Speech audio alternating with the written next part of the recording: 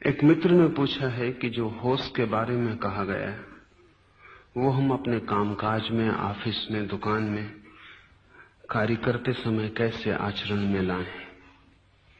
होश में रहने पर ध्यान जाए तो काम कैसे हो। काम में होते हुए होश का क्या स्थान और साधना हो सकती है। दो तीन बातें ख्याल में लेनी चाहिए। एक, होश कोई अलग प्रक्रिया नहीं है। आप भोजन कर रहे हैं तो होश कोई अलग प्रक्रिया नहीं है कि भोजन करने में बाधा डाले। जैसे मैं आपसे कहूं कि भोजन करें और दौड़ें, तो दोनों में से एक ही हो सकेगा, दौड़ना या भोजन करना। आपसे मैं कहूं कि दफ्तर जाएं तब सोएं, तो दोनों एक ही हो सकेगा, सोएं या दफ्तर जाएं। होश कोई प्रतियोगी प्रक्रिया नहीं है। भोजन कर सकते हैं होश रखते हुए या बेहोशी में। होश भोजन की करने में बाधा नहीं बनेगा। होश का अर्थ इतना ही है कि भोजन करते समय मन कहीं और ना जाए, भोजन करने में ही हो। मन कहीं और चला जाए तो भोजन बेहोश हो जाएगा। आप भोजन कर रहे हैं और मन दफ्तर में चला गया, शरीर भोजन की टेबल पर, मन दफ्तर में है, तो ना तो दफ्तर में हैं आप क्योंकि वहां आप हैं नहीं, और ना भोजन की टेबल पर हैं आप क्योंकि मन वहां नहीं रहा। तो वो जो भोजन कर रहे हैं वो बेहोश है, आपके बिना हो रहा है। इस बेहोशी को तोड़ने की प्रक्रिया है होश। भोजन करते वक्त मन भोजन में ही हो, कहीं और ना जाए। सारा जगत जैसे मिट गया, सिर्फ ये छोटा सा काम भोजन करने का रह गया। पूरी चेतना इसके सामने है। एक कौर भी आप बनाते हैं, उठाते हैं, मुंह में ले जाते हैं, चबाते हैं, तो ये सारा होश पूर्वक हो रहा है। आपका सारा ध्यान भोजन करने में ही है। इस फर्क को आप ठीक से समझ लें। अगर मैं आपसे कहूं कि भोजन करते वक्त राम राम जपें, तो दो क्रियाएं हो जाएंगी। राम राम जपेंगे तो भोजन से ध्यान हटेगा, भोजन पर ध्यान लाएंगे तो राम राम का ध्यान टूटेगा। मैं आपको कहीं और ध्यान ले जाने को नहीं कह रहा हूं, जो आप कर रहे हैं उसको ही ध्यान बना लें। इससे आपके किसी काम में बाधा नहीं पड़ेगी, बल्कि सहयोग बनेगा। क्योंकि जितने ध्यानपूर्वक काम किया जाए उतना कुशल हो जाता है। काम की कुशलता ध्यान पर निर्भर है। अगर आप अपने दफ्तर में ध्यानपूर्वक कर रहे हैं, जो भी कर रहे हैं, तो आपकी कुशलता बढ़ेगी, क्षमता बढ़ेगी, काम की मात्रा बढ़ेगी और आप थकेंगे नहीं और आपकी शक्ति बचेगी। और आप दफ्तर से भी ऐसे वापस लौटेंगे जैसे ताजे लौट रहे हैं। क्योंकि जब शरीर कुछ और करता है, मन कुछ और करता है, तो दोनों के बीच तनाव पैदा होता है। वही तनाव थकान है।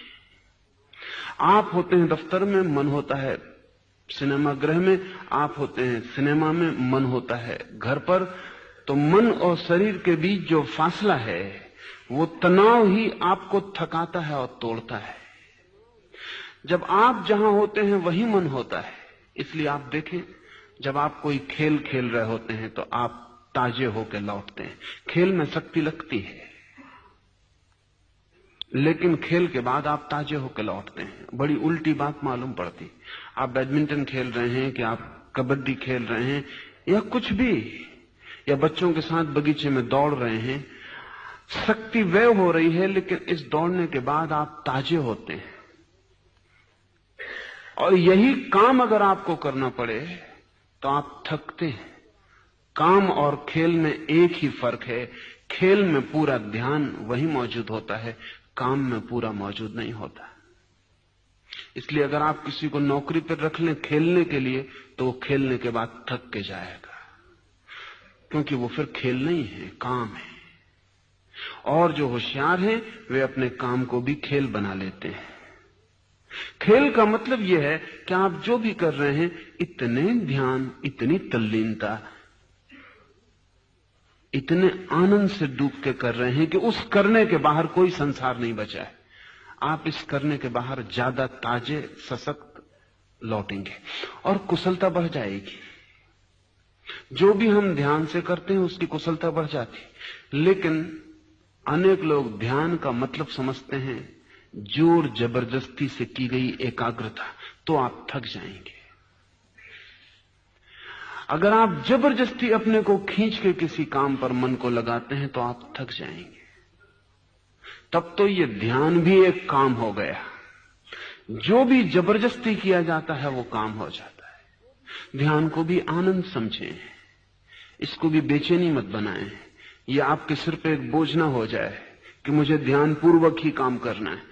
इसको चेष्टा और प्रयत्न का बोझ ना दें, हल्के हल्के इसे विकसित होने दें, इसको सहारा दें। जब भी ख्याल आ जाए तो होश पूर्वक करें, भूल जाए तो चिंता ना लें। जब ख्याल आ जाए फिर होश पूर्वक करने लगे। अगर आपने तय किया कि अब मैं काम अपना होश पूर्वक करूंगा तो आप कर पाएंगे आज ही, ऐसा नहीं है, वर्षों लग जाएंगे। क्षण भर भी होश रखना मुश्किल है। तय करेंगे कि होश पूर्वक चलूंगा, 2 कदम नहीं उठा पाएंगे और होश कहीं और चला जाएगा, कदम कहीं और चलने लगेंगे। उससे चिंतित न हो, पश्चाताप न करें। लाखों लाखों जीवन की आदत है बेहोशी की, इसलिए दुखी होने का कोई कारण नहीं है। हमने ही साधा है बेहोशी को, इसलिए किससे शिकायत करने जाएं। और परेशान होने से कुछ हल नहीं होता। जैसे ही ख्याल आ जाए कि पैर बेहोशी में चलने लगे, मेरा ध्यान कहीं और चला गया था, आनंद पूर्वक फिर ध्यान को ले आए। इसको पश्चाताप ना बनाएं, इससे मन में दुखी ना हो, इससे पीड़ित ना हो, इससे ऐसा ना समझें कि ये अपने से ना होगा, ये भी ना समझें कि मैं तो बहुत दीनहीन हूं, कमजोर हूं, मुझसे होने वाला नहीं है। होता होगा महावीर से, अपने बस की बात नहीं। बिल्कुल ना सोचें, महावीर भी शुरू करते हैं तो ऐसा ही होगा। कोई भी शुरू करता है तो ऐसा ही होता है। महावीर इस यात्रा का अंत है, प्रारंभ पर वे भी आप जैसे हैं। अंत आपको दिखाई पड़ा है, महावीर के प्रारंभ का आपको कोई पता नहीं है। प्रारंभ में सभी के पैर डगमगाते हैं। छोटा बच्चा चलना शुरू करता है, अगर वो आपको देख ले चलता हुआ और सोचे कि ये अपने से ना होगा। आप भी ऐसे ही चले थे, आपने भी ऐसे कदम उठाए थे और गिरे थे, और 2 कदम उठाने के बाद बच्चा फिर चारों हाथ पैर से चलने लगता है, सोच के कि ये अपने बस की बात नहीं। यह भूल ही जाता है कि 2 कदम से चलना था, फिर चारों से घिसकने लगता है। ठीक प्रमाद को तोड़ने में भी ऐसा ही होगा। 2 कदम आप होश में चलेंगे, फिर अचानक 4 हाथ पैर से बेहोशी में चलने लगेंगे। जैसे ही होश आ जाए फिर खड़े हो जाएं। चिंता मत लें इसकी कि बीच में होश क्यों खो गया। इस चिंता में समय और शक्ति खराब ना करें, तत्काल होश को फिर साधने लगे। अगर 24 घंटे में 24 क्षण भी होश सध जाए तो आप महावीर हो जाएंगे। काफी है, इतना भी बहुत है। इससे ज्यादा की आशा मत रखें, अपेक्षा भी मत करें। 24 घंटे में अगर 24 क्षणों को भी होश आ जाए तो बहुत है। धीरे धीरे क्षमता बढ़ती जाएगी। और वो जो बच्चा आज सोच रहा है कि अपने बस के बाहर है 2 पैर से चलना, एक दिन वो 2 पैर से चलेगा और कोई प्रयत्न नहीं करना पड़ेगा, कोई प्रयास नहीं रह जाएगा। तो ये ध्यान रख लें, ध्यान को काम नहीं बना लेना है। नहीं तो बहुत से धार्मिक लोग ध्यान को ऐसा काम बना लेते हैं कि उनके सिर पे पत्थर रखा है। उसकी वजह से उनका क्रोध बढ़ जाता है, क्योंकि जिससे भी बाधा पड़ जाती है उस पर वो क्रोधी हो जाते हैं। जो काम में उनका ध्यान नहीं टिकता वो उस काम को छोड़ के भागना चाहते हैं। जिनके कारण असुविधा होती है उनका त्याग करना चाहते हैं। ये सब क्रोध है, इस क्रोध से कोई हल नहीं होगा। साधक को चाहिए धैर्य, और तब दुकान भी जंगल जैसी सहयोगी हो जाती है। साधक को चाहिए अनंत प्रतीक्षा, और तब घर भी किसी भी आश्रम से महत्वपूर्ण हो जाता है। निर्भर करता है आपके भीतर के धैर्य, प्रतीक्षा और सतत सहज प्रयास पर। प्रयास तो करना ही होगा, लेकिन उस प्रयास को एक बोझिलता जो बनाएगा वो हार जाएगा। जीवन में जो भी महत्वपूर्ण है वो प्रतीक्षा से, सहजता से, बिना बोझ बनाए प्रयास से उपलब्ध होता है। सच तो यह है कि हम कोई भी चीज आज भी कर सकते हैं, लेकिन अधैर्य ही हमारा बाधा बन जाता है। उससे उदासी आती है, निराशा आती है, हताशा पकड़ती है और आदमी सोचता है नहीं, ये अपने से ना हो सकेगा। ये जो बार बार हताशा पकड़ती है, ये अहंकार का लक्षण है। आप अपने से बहुत अपेक्षा कर लेते हैं पहले ही, फिर उतनी पूरी नहीं होती। वो अपेक्षा आपका अहंकार है। एक क्षण भी हो सधता है तो बहुत है। एक क्षण जो सधता है, कल 2 क्षण भी सध जाएगा। और ध्यान रहे, 1 क्षण से ज्यादा तो आदमी के हाथ में कभी होता नहीं। 2 क्षण तो किसी को इकट्ठे मिलते नहीं, इसलिए 2 क्षण की चिंता भी क्या। जब भी आपके हाथ में समय आता है, एक ही क्षण आता है। अगर आप 1 क्षण में होश साध सकते हैं तो समस्त जीवन में होश सध सकता है। इसका बीज आपके पास, एक ही क्षण तो मिलता है हमेशा, और 1 क्षण का होश साधने की क्षमता आप में है। आदमी 1 कदम चलता है एक बार में, कोई मीलों की छलांग नहीं लगाता, और 1-1 कदम चल के आदमी हजारों मील चल लेता है। जो आदमी अपने पैर को देखेगा और देखेगा 1 कदम चलता हूं, 1 फीट पूरा नहीं हो पाता, 1000 मील कहां पार होने वाले हैं, यहीं बैठ जाएगा। लेकिन जो आदमी ये देखता है कि अगर 1 कदम चल लेता हूं तो 1 कदम 1000 मील में कम हुआ, और अगर जरा सा भी कम होता है तो एक दिन सागर को भी चुकाया जा सकता है। फिर कुछ भी अड़चन नहीं है।